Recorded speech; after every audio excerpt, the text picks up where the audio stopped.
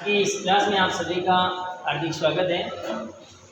हमने वायुमंडल का संगठन एवं संरचना के भाग फर्स्ट में कुछ बातें की थी।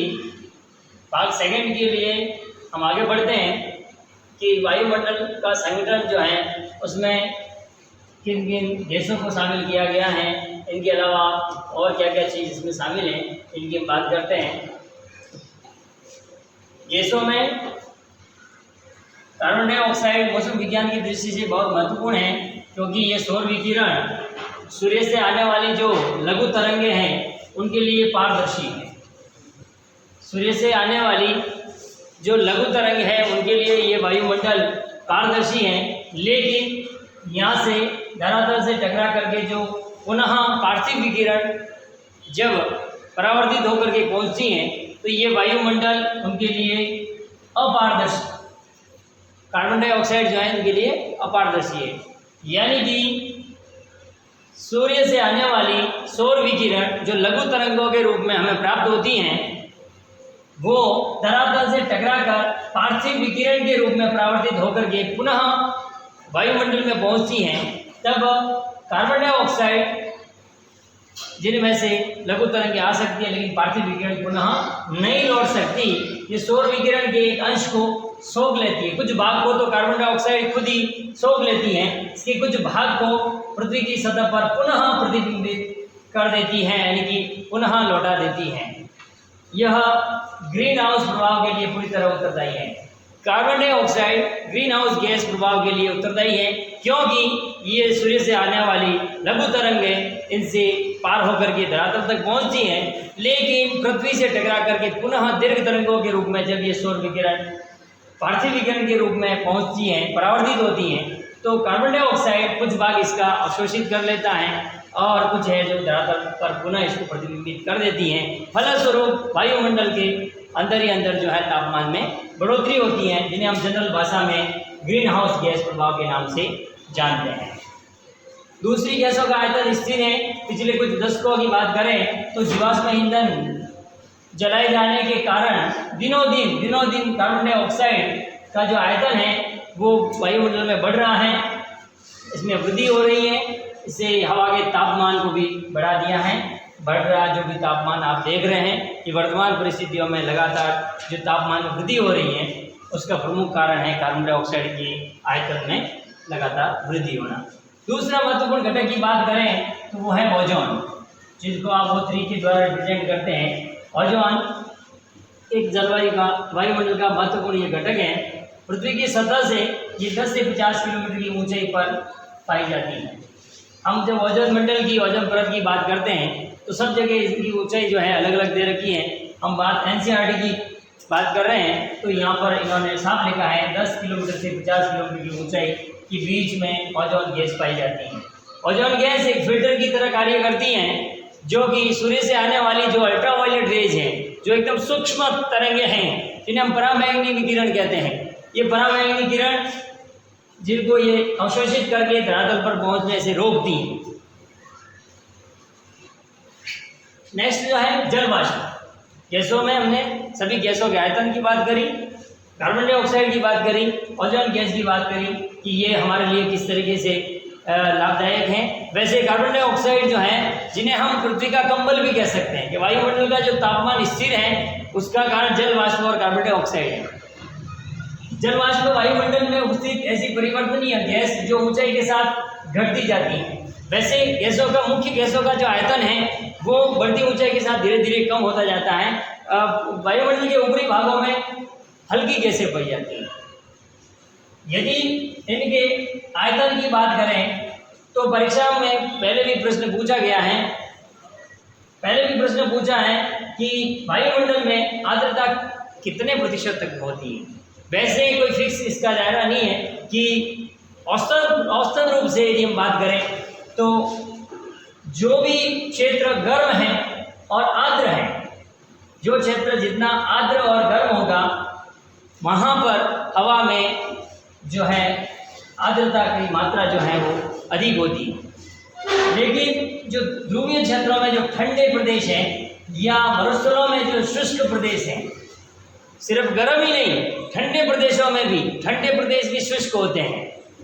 तो अधिकतम यदि आयतन की बात करें तो उष्ण आर्द्र प्रदेशों में ये 4% तक पाई जाती हैं, और जो ठंडे प्रदेश हैं और जो रेगिस्तानी प्रदेश है, गर्म प्रदेश है, वहाँ पर भी आर्द्रता की मात्रा बहुत ही कम पाई जाती है।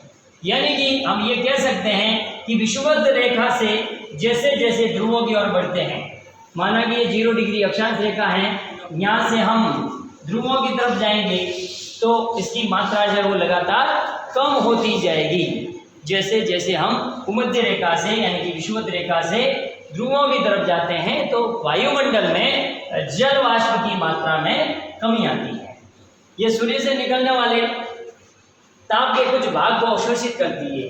जो आर्द्रता है, जल वाष्प है, वो सूर्य से जो ताप आ रहा है उस भाग को अवशोषित करती है। पृथ्वी से निकलने वाले ताप को संग्रहित करती है। पृथ्वी से निकलने वाला ताप, जिन्हें हमने कहा था पार्थिव विकिरण, जिनको भौमिक विकिरण भी कहते हैं हम, पार्थिव विकिरण, उसको भी ये संग्रहित करती हैं। इस प्रकार एक कंबल की तरह कार्य करती है। पहले ही मैं कह चुका हूँ कि जल वाष्प और कार्बन डाइऑक्साइड, जिन्हें हम पृथ्वी का कंबल कहते हैं, पृथ्वी को न तो अधिक गर्म और न ही अधिक ठंडा होने देती है। जल वाष्प वायु को स्थिर और अस्थिर होने में भी योगदान देती है।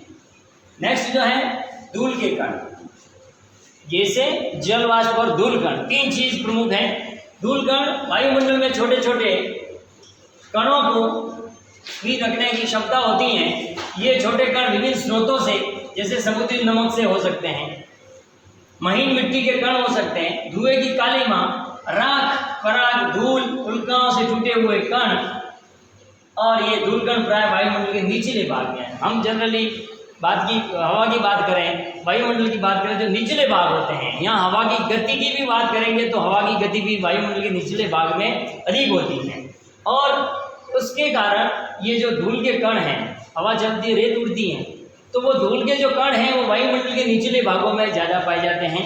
जैसे जैसे बढ़ते जाते हैं ऊंचाई, बढ़ती ऊंचाई के साथ उनकी मात्रा भी कम होती है। फिर भी संवहनीय धाराएं जो होती हैं, संवहनीय वायु का प्रवाह, यानी कि तापमान को पाकर के हवा हल्की होती है, और हल्की होकर के जब हवा नीचे से ऊपर की ओर उठती है, हम ऊर्ध्वाधर गति कह सकते हैं हवा की। तो रेत के जो कण होते हैं, धूल के जो कण होते हैं, वो उस ऊर्ध्वाधर गति के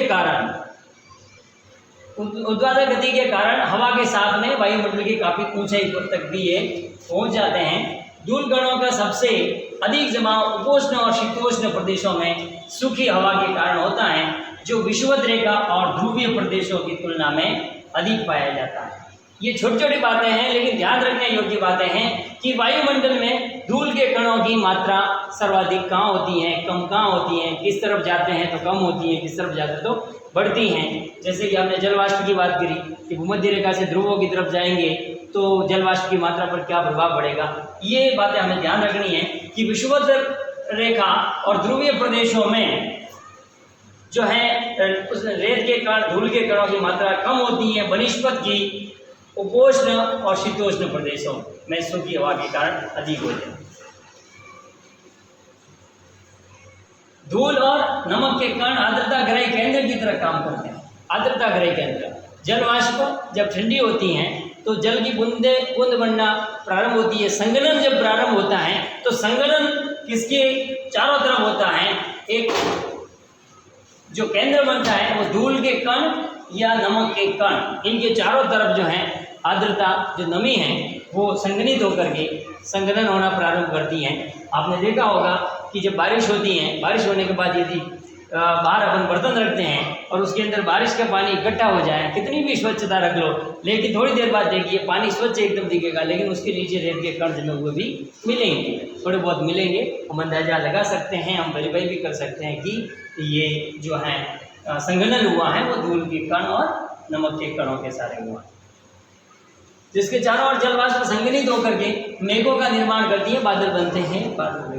वायुमंडल की संरचना की बात करें कि हमारा जो वायुमंडल है वो कैसा है, उसमें कौन कौन सी परतें हैं, किस परत की कितनी ऊंचाई है, और कौन सी परत में तापमान बढ़ता है, कौन सी परत में घटता है। इस प्रकार के जो प्रश्न हैं, ये अभी जो लास्ट साल में 2022 में भूगोल व्याख्याता भर्ती परीक्षा हुई थी, उसमें आर्द्रता से संबंधित भी प्रश्न पूछा गया था। और ये इसमें जो है 2015 में जो व्याख्याता भर्ती परीक्षा हुई थी उसमें भी इन परतों से संबंधित प्रश्न पूछा गया था। हालांकि वो सममंडल और विषम मंडल से था। तो कोई भी ऐसी परीक्षा नहीं है जो भूगोल से संबंधित हो और उसमें इसमें से एक सवाल नहीं पूछे।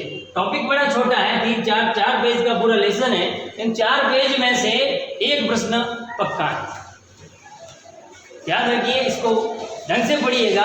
अभी भी मैं पढ़ रहा था तो मैंने 2022 का पेपर उठाया तो उसमें सीधा सवाल इसमें से था। और वो सवाल ये था, लाइन टू लाइन ये सवाल था कि विषुवत वृत्त के ऊपर क्षोभ सीमा में यदि तापमान -80 डिग्री सेंटीग्रेड है तो ध्रुवों के ऊपर कितना तापमान होगा। तो उसका सीधा आंसर था -45। ये सवाल यहीं से उठाया है। तो हम बात करें वायुमंडल के संरचना की, तो वायुमंडल अलग अलग घनत्व, तो यहीं तक